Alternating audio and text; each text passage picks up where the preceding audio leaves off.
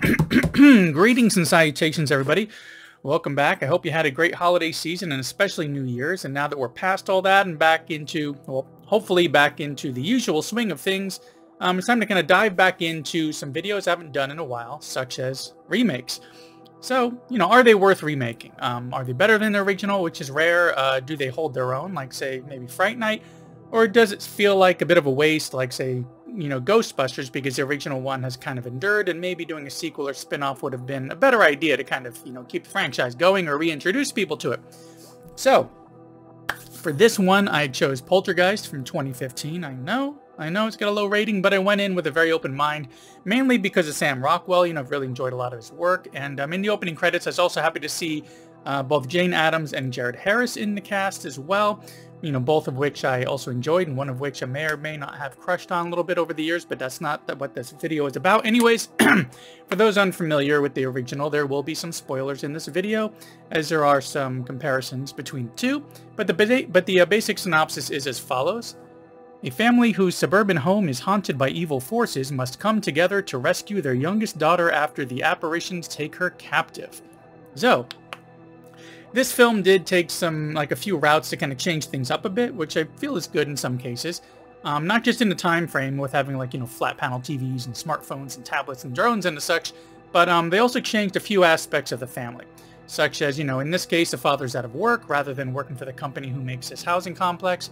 The mother is an author who's taking some time out of the working world to work at home as a homemaker and try to write her book during that, which, of course, good luck balancing basically two jobs at once with that. They are heavily in debt, which is kind of adding to some of the stress of the unemployment and everything and moving into this new home, because we actually go just from them moving in. They haven't been established yet.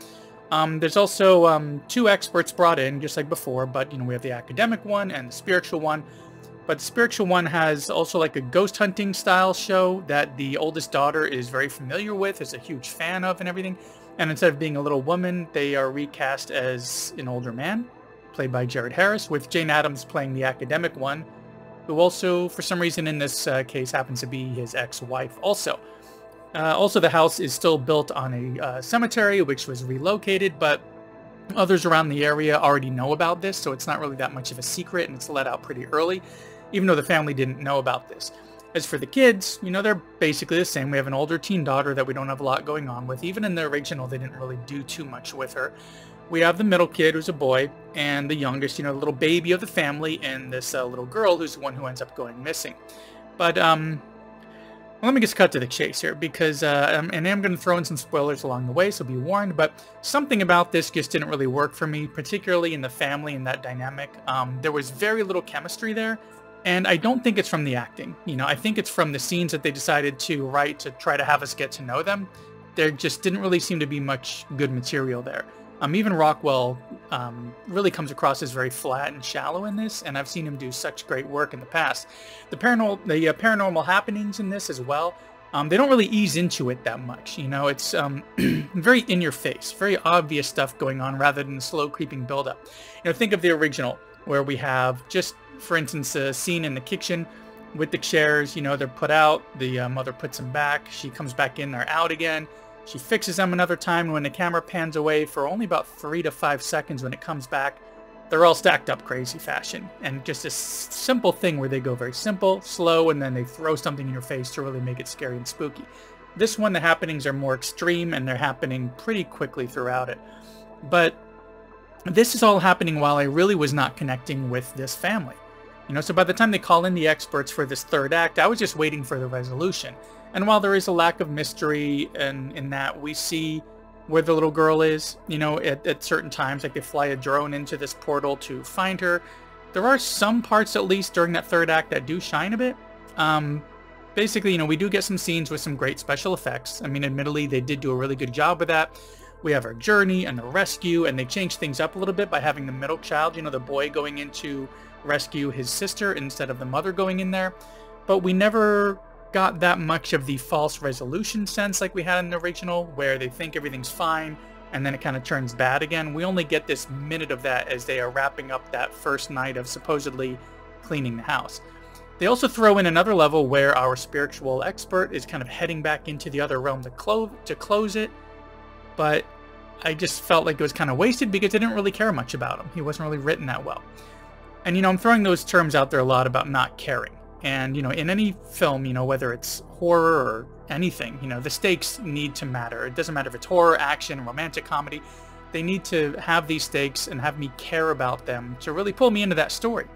So for me, this film, it kind of felt very boring those first 2 acts. You know, and then we get an exciting special effects and action-oriented ending. But overall, if somebody is not familiar with Poltergeist, I would absolutely just recommend the original over this one. And if you love the original and you want to see a new take on it, to see what they wanted to do with it, I would say to skip this one because there's very little that I took away from it.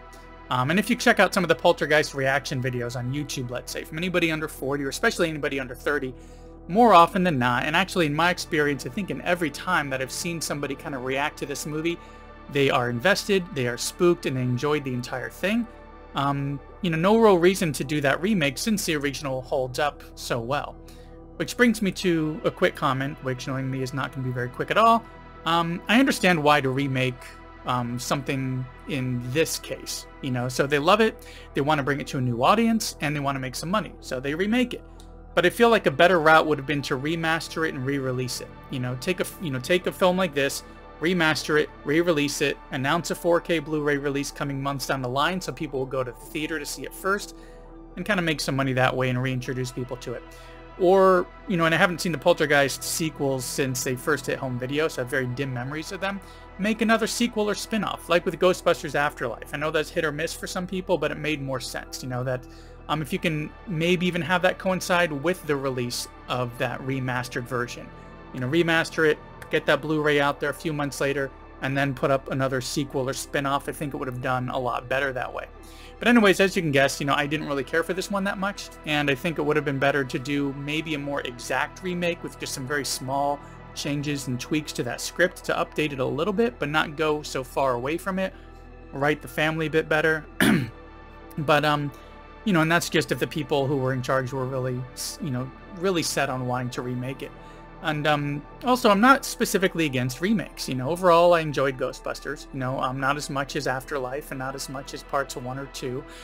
Fright Night is probably one of my favorite horror remakes. Not as good as the original or the sequel, but still a very good film on its own. So I go in open-minded. But for this one, I just didn't get to the point considering how considering the original on how they ended up with the film that they did. And after all, you know, I know, you know, some of these actors, I've seen them in better works, you know, and the special effects were great, and I know it takes thousands of people to make these movies, but somewhere along the way, anything can go wrong, and in this case, I really feel like it did. So in the end, I would just say this is one that I just cannot recommend checking out. But speaking of checking out, thanks for checking out my latest little remake review here for Poltergeist in 2015. If you have not seen the original, but you have seen this one, what are your thoughts on it? You know, just go ahead and sound off in the comments. I'm wondering if maybe my having been such a fan of the original kind of tainted my view of what to expect with this one, or maybe there's just something that I didn't really notice in this one that really, you know, you felt it was a much better film. Go ahead and sound off. Anyways, thanks for coming by, and I will see you in the next one.